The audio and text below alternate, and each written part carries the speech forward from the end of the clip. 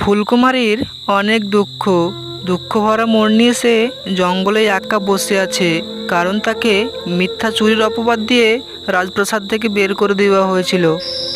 এখন মনে হয় আমার ভাগ্যটাই খারাপ। আমি তো কিছুই চুরি করিনি, তাও আমাকে রাজপ্রাসাদ থেকে রানীমা মিথ্যা অপবাদ দিয়ে বের করে দিয়েছে। এখন আমি আর কি করব? এইদিকে রাজকুমার আরিয়ান, তার কথাও আজকে তো আমার খুবই মনে পড়ছে। সে জানি না আমার কথা সে মনে পড়ে কিনা। আমি এখন কি করব, আর ভালো লাগছে না। এইদিকে তো যুবরাজ ফুলকুমারীর কাছে জঙ্গলে এসে তাকে খুঁজে পেয়ে গেছে। অনেকক্ষণ থেকে তার খুঁজছিল, আর সে এতক্ষণে তাকে পেল। তারপর যুবরাজ ফুলকুমারীর কাছে এসে দাঁড়াতেই ফুলকুমারী তাকে দুঃখের স্বরে বলল, আমি তো তোমায় শুধু ভালোবেসতে চেয়েছিলাম, কিন্তু তুমি আমায় কেন ভুল বুঝলে যুবরাজ আরিয়ান? তুমিও তোমার মায়ের মতো ভুল বুঝে আমাকে বাড়ি থেকে বের করে দিলে। এখন জানো জঙ্গলই আমার সঙ্গী।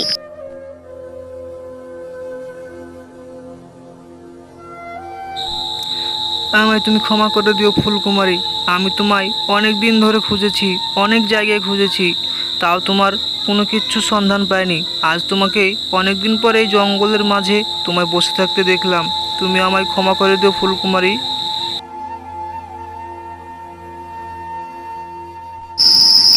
কিন্তু যুবরাজ আরিয়ান, তুমি এখন কেনে এলে? তুমি জানো আমি সব হারিয়ে এখন নিঃস্ব হয়ে একা আছি। তাই আমি চাই না তুমি আর আমার সঙ্গে থাকো। আমি চাই না আমার জন্য তোমারও কোনো বিপদ হোক, কারণ আমাকে রাজপ্রাসাদে কেউ পছন্দ করে না।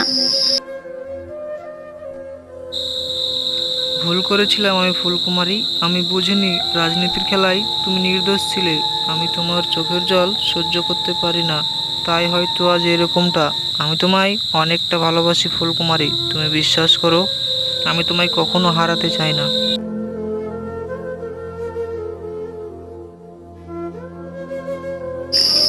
তুমি যখন আমার প্রতি বিশ্বাস হারালে, তখন আমি চুপচাপই ছিলাম, কারণ ভালোবাসা মানে নিঃশ্বাস, সন্দেহ নয়, ঠিক আছে? তাই আমি তোমায় কোনো কিছুই বলিনি। আমি তোমায় সত্যি খুব ভালোবেসেছিলাম যুবরাজ আরিয়ান। তুমি ঠিক বলেছ ফুলকুমারী। আমার মা রানী তোমার বিরুদ্ধে কথা বলেছিল। আমি ভেবেছিলাম তুমি রাজ্যের গোপন চাবিটা চুরি করেছিলে, কিন্তু না, আমি পরে জানতে পারলাম আমারই ভাই আসল চোর। আমার ভাই রাজদীপ সেই চুরি করেছিল। আ এটা তুমি আমায় কি শোনাচ্ছ যুবরাজ? তোমার ভাই রাজদীপ চুরি করেছে? কিন্তু দাদা তো খুব ভালো মনের মানুষ ছিল। সে তো আপনার পাশে সব সময় থাকতো। কিন্তু কি করে এখন সে আমাদের এত বড় ক্ষতিটা করলো? এটা তো আমি বিশ্বাস করতে পারছি না। হ্যাঁ সত্যি, জানি তোমার বিশ্বাস হচ্ছে না, কিন্তু এটাই সত্যি। কিন্তু সে সিংহাসনের লোভে অন্ধ হয়ে গেছিল, আর আমি তোমাকে হারিয়েছি আমার নিজের ভুলে। তাই আমি তোমাকে আজকে বাড়ি নিয়ে যেতে চাই। তুমি আমার সঙ্গে দয়া করে ফিরে চলো ফুলকুমারী। না যুবরাজ, আমি এখন আপনার সঙ্গে বাড়ি যেতে চাই না। জঙ্গলেই থাকতে চাই, কারণ রাজপ্রাসাদে গেলে আবার রানীমা আমাকে তাড়িয়ে দিবে। অপমান হতে আমি আর চাই না। তাই জঙ্গলে আমি আপনার সাথে ঘুরতে চাই। তারপর যুবরাজ আরিয়ান আর ফুলকুমারী, তারা দুজনেই একসঙ্গে জঙ্গলের পথে হাত ধরে হাঁটতে থাকে। এদিকে জঙ্গলের মাঝে একটা হঠাৎ কোথা থেকে যেন সিংহ চলে আসে। সে অনেক গর্জন করতে থাকে। এদিকে তারা খুব ভয় পেয়ে যায়, কিন্তু তারা ছিল খুব সাহসী, কাউকে দেখে ভয় পায় না। এদিকে ফুলকুমারী জঙ্গলে প্রায় অনেক দিন থেকেই থাকতো, তাই তারও একটা সাহস হয়ে গেছিল। এইদিকে যুবরাজ আরিয়ান তাকে বলে, তুমি ভয় পেও না, আমি তো আছি। সিংহ তোমার কোনো কিছু ক্ষতি করতে পারবে না। আমি তোমাকে খুব ভালোবাসি ফুলকুমারী, আমি তোমাকে ছেড়ে কখনো যাব না। আমি তোমার সব সময় পাশে আছি। ফুলকুমারী কথা শুনে খুব খুশি হয়। সে ভাবলো, সত্যি সে আমাকে আগের মতো এখনও ভালোবাসে। শুধুমাত্র রাজপ্রাসাদে ফিরে যাওয়া হচ্ছে না রানীমার জন্য, আমাকে সবাই পছন্দ করলেও রানীমা আমাকে একদমই পছন্দ করে না। এইদিকে তো আমার দাদাও আমাকে পছন্দ করে না।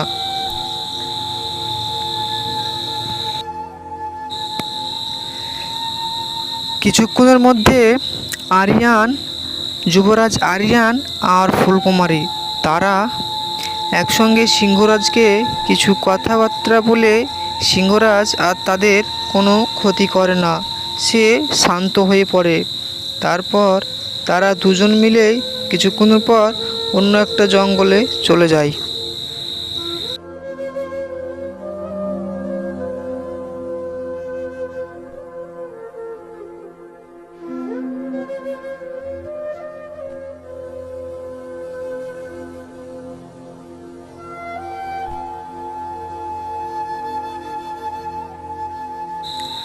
দেখো ফুলকুমারী, তোমাকে অনেক দিন পর ফিরে পেয়েছি, আমি আর হারাতে চাই না। আমার সঙ্গে আজকেই রাজপ্রাসাদে ফিরে যেতে হবে, আমাকে আর ভালো লাগছে না। ক্ষমা করবেন যুবরাজ আরিয়ান, আমি আর রাজপ্রাসাদে এখন ফিরে যাব না। ওইখানে গেলে আবার তোমারও বিপদ হতে পারে, তাই এখন যেতে পারবো না।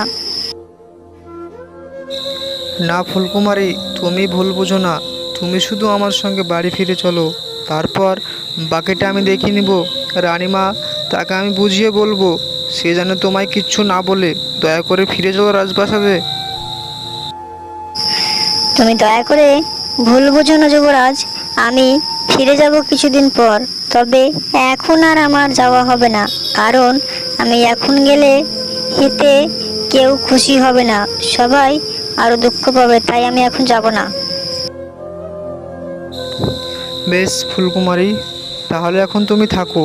তাহলে আমি এখন আবার রাজপ্রাসাদে ফিরে গেলাম।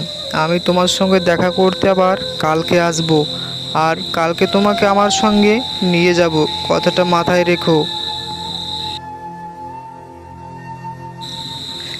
এ বলে যুবরাজ আরিয়ান জঙ্গল থেকে চলে গেল, আর সে বলল কালকে আবার নাকি আসবে। এইদিকে যুবরাজও খুব জেদি, মুখে যেটা বলে সেটাই করে। তো আজকের পর্ব এই পর্যন্তই। দেখতে থাকো পরবর্তী গল্প। আমতলী জঙ্গলে বাস করতো এক সুন্দরী ময়না শিয়ালনি আর কাল্লু শিয়াল। কাল্লু শিয়াল বাইরে কাজে যাওয়ার জন্য তার বউ ময়নাকে বলে, ময়না, ও ময়না, লক্ষ্মী বউ আমার, আমি আজকেই মুম্বাই চলে যাচ্ছি, তোমরা একটু দেখে শুনে থাকো। হ্যাঁ, নিজের খেয়াল রেখো, প্রায় মাস 2 পর ফিরে আসবো। তুমি সত্যি চলে যাবে? আমি কি করে থাকবো গো? তবে তাড়াতাড়ি ফিরে এসো। তারপর তার বউকে সব কথা জানিয়ে কাল্লু শিয়াল বাড়ি থেকে বেরিয়ে গেল।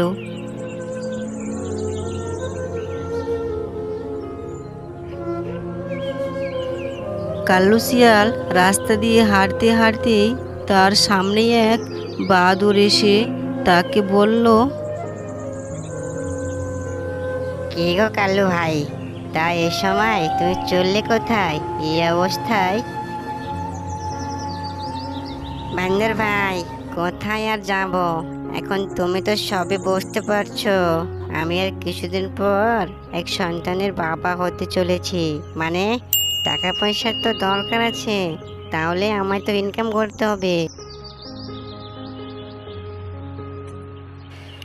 আরে বোকা শিয়াল ভাই, যখন বুঝতেই পারছো, তা কাজে না গিয়ে তোমার বউয়ের কাছে থাকলেই তো ভালো করতে। এখন যদি তোমার বউয়ের আপদ বিপদ হয়ে যায় তো কে দেখবে? আরে না রে বান্দর ভাই, আমার থাকলে তো হবে না, বুঝতে পারছিস, তোরা থাক, তাহলে আমি চলে গেলাম। হ্যাঁ, যাচ্ছিস তো যা, তাহলে আর কি বলবো, দেখে শুনে যাস। ঠিক আছে বান্দর ভাই, তাহলে আসছি, তোর ভাবির খেয়াল রাখিস, বুঝলি? তারপর কাল্লু শিয়াল বান্দরকে তার বউয়ের দায়িত্ব দিয়ে চলে গেল। হে, আমি হলাম রাজু, আর রাজুকে নাকি দায়িত্ব দিয়ে গেল কাল্লু ভাই তার ভাবিকে দেখার জন্য। এইদিকে বান্দর তো খুব খুশি।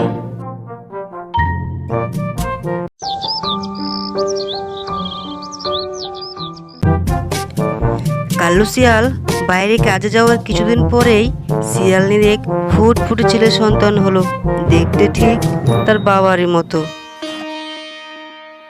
ছেলেটা তো ঠিক তার বাবার মতোই হয়েছে একদম।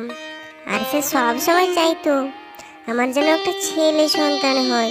আজ ঠিক তাই হয়েছে। সে থাকলে এখন খুব খুশি হতো। হয়তো আর কিছুদিনের মধ্যে চলে আসবে। একদিন শিয়ালের ছানাটা বাইরে খেলতে এসেছিল। তারপর আর এক ছানা সেই ছোট্ট ছানাটিকে বলল, কি রে, তোদের বাড়ি অনেকদিন গেলাম, কিন্তু তোর বাবাকে তো আমি একদিনও দেখতে পেলাম না। তুমি কি করে পাবে? আমার বাবাকে তো আমি আজ পর্যন্ত চোখে দেখিনি। সে কি, তোর বাবাকে তুই দেখিস না এতদিন? তাহলে কোথায় গেছে রে? কোথায় গেছে আমি জানি না। আজকে আমি বাড়ি গিয়ে মাকে জিজ্ঞেস করবো কোথায় গেছে বাবা।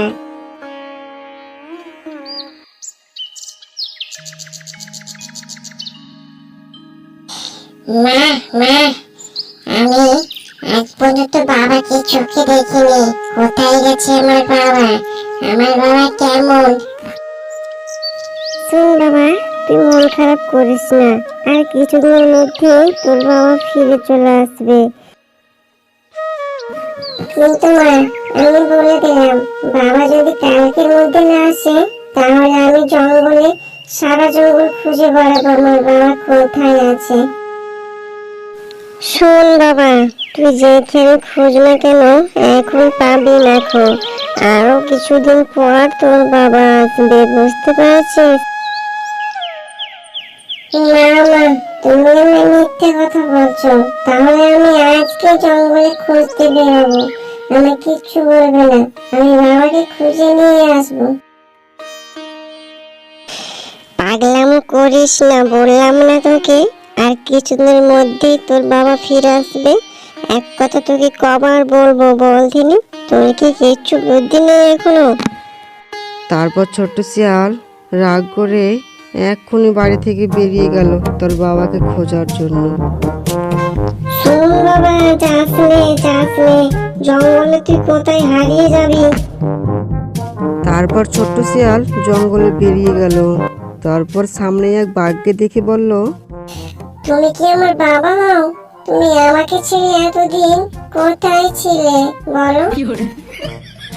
না শিয়ালের ছোট্ট ছানা, আমি তোমার বাবা হই না, আমি হলাম এই জঙ্গলের বাঘ মহারাজ। ও, তাহলে তুমি আমার বাবা না? ঠিক আছে। না ছানা, আমি তো তোমার বাবা না। তুমি সামনে খুঁজতে থাকো, দেখো পেয়ে যাবে তোমার বাবাকে। তারপর শিয়াল বাঘের কাছ থেকেও সোজা হাঁটতে হাঁটতে চলে গেল। আবার সে হাঁটতে হাঁটতে সামনে এক বাদরকে দেখতে পেয়ে বলল, তুমি কি আমার বাবা হও তাহলে? আরে আরে না ছোট্ট ছানা, আমি তোমার বাবা হই না, আমি তোমার কাকু হই। ও, তাহলে তুমিও আমার বাবা না। তোমার বাবাকে কোথায় খুঁজে পাবো তাহলে? তোমার বাবা কোথায় আছে এটা তো বলতে পারবো না, তবে সামনে এগিয়ে যাও, পেয়ে যেতে পারো। বুঝতে পেরেছো? সোজা চলে যাও।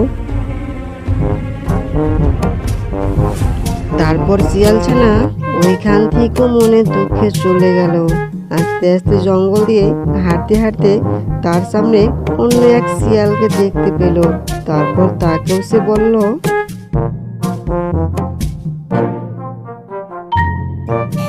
তাহলে তুমি কি আমার বাবা হও? না ছোট্ট ছানা, আমি তোমার বাবা হই না, কিন্তু তোমার বাবা কোথায়? তোমার বাবাকে খুঁজে বেড়াচ্ছ, অথচ তোমার বাবাকে চেনো না, বাবা বলে দিচ্ছ যাকে তাকে। তারপর শিয়ালের ছোট্ট ছানাটি ওই শিয়ালটিকে সব কিছু খুলে বলল তার সামনে যা যা ঘটেছিল। তাদের সামনে এক দুষ্টু গরিলা চলে এলো। তারপর সে দুষ্টু গরিলাটি সে শিয়ালটিকে বলল,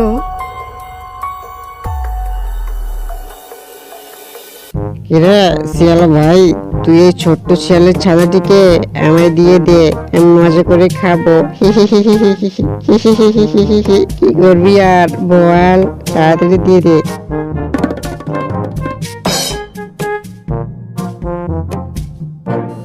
কিরে দুষ্টু গরিলা, তুই এই ছোট্ট ছানাটিকে খেতে এসেছিলি? তোর কি একটু মায়া দয়া নাই নিষ্ঠুর দিলে? শোন শিয়াল, তোকে ভালোই ভালোই বলে দিচ্ছি, এটা কিন্তু তোর ছানা নয়, তাই আমায় ওটা ভালোই ভাবে আমার হাতে তুলে দে। আমি তোকে দেখি একটু ভয় পাই না শয়তান গরিলা। আমি এই ছানাটিকে নিয়ে এক্ষুনি চলে যাব, বুঝতে পেরেছিস?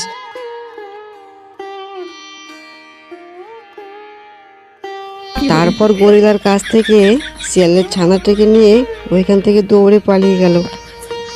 আয় শয়তান শিয়াল, দাঁড়া বলছি, দাঁড়া।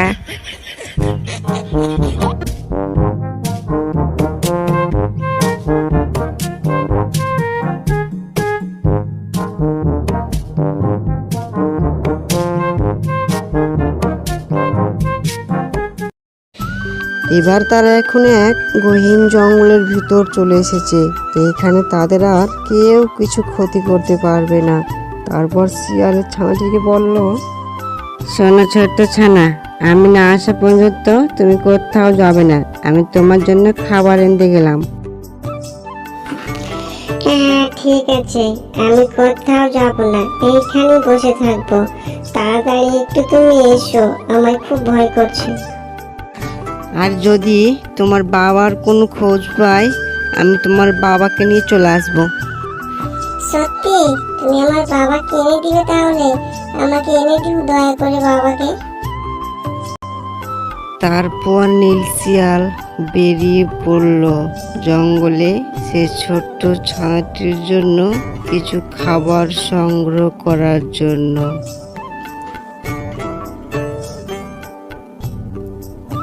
তারপর রাস্তায় সে হাঁটতে হাঁটতে সোজা জঙ্গল পার হয়ে চলে গেল। তারপর তার সামনে এক লাল শিয়ালকে দেখতে পেল। তারপর তাকে জিজ্ঞেস করলো, কি হে ভাই, তুমি কোন জঙ্গল থেকে এসেছো হে? তোমায় প্রথম দেখছি মনে হচ্ছে আমাদের জঙ্গলে। আমি এসেছি দক্ষিণ শহর থেকে ভাই, আমার সন্তানের খোঁজে। তাকে কোথাও খুঁজে পাওয়া যাচ্ছে না। তুমি কি বলতে পারো আমার সন্তান এখন কোথায় আছে? ও, তাহলে তোমার সন্তান হারিয়ে গেছে বুঝি। আমার কাছে কাল থেকে এক তোমার মতন সন্তান আছে, চলো তুমি দেখে আসবে ওটা তোমার কি। আরে হ্যাঁ গো শিয়াল ভাই, আমাকে তুমি তাড়াতাড়ি এক্ষুনি নিয়ে চলো, দেখি ওটা কে, আমার সে ছোট্ট সোনাটা কিনা। তারপর তাকে নিয়ে জঙ্গলে তার বাসায় চলে গেল।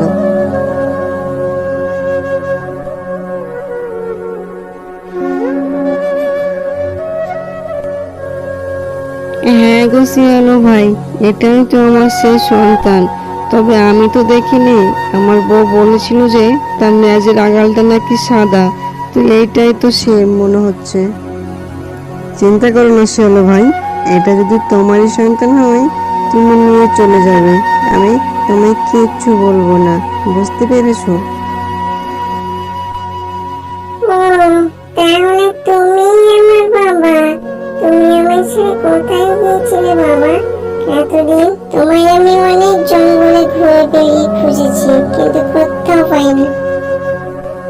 আমি তোকে ছেড়ে আর কোথাও যাব না বাবা, তুই আর কিচ্ছু নিয়ে চিন্তা করিস না। এইবার তুই বাড়ি চ, তোকে বাড়ি নিয়ে যাব, তোর মা অনেক অপেক্ষায় বসে আছে। আর শিয়ালো ভাই, তোমাকে অনেক ধন্যবাদ। হ্যাঁ বাবা, চলো বাড়ি। কিন্তু আমার এই আঙ্কেলটা খুব ভালো, আমায় অনেক যত্ন করে সে নিয়ে এসেছে, নিজে হাতে আমায় খাইয়ে দিয়েছে বাবা। তুমি চিন্তা করো না ছোট্ট সোনা, তুমি সোজা বাড়ি চলে যাও। তোমার বাবা তোমায় নিতে এসেছে। আমি তোমায় আবার পরে দেখতে যাব, তোমার সঙ্গে প্রতিদিন দেখা করতে যাব। তুমি সোজা হাসি মুখে চলে যাও তোমার বাড়ি। হ্যাঁ শিয়ালো ভাই, তোমাকে অনেক অনেক ধন্যবাদ। আমি তোমার জন্য শুধুমাত্র আমার সেই ছোট্ট ছানাটিকে খুঁজে পেলাম। তুমি ভালো থেকো।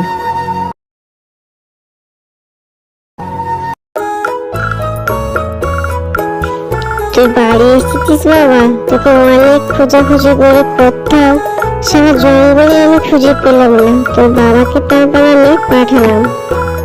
কি আর করবো, বাবাকে খুঁজতে খুঁজতে জঙ্গলের মাঝে চলে গিয়েছিলাম। তারপর আমি কিচ্ছুটি বুঝতে পারিনি। ঠিক আছে ময়না বউ, তোমাদের আর কিচ্ছু চিন্তা করতে হবে না। তোমাদেরকে ছেড়ে আর কোথাও যাব না, বুঝতে পেরেছো? আমাদের সন্তানটিকে তোমরা ভালোভাবে খুঁজে পেয়েছি। আজকে বড় আমাদের ভালো দিন।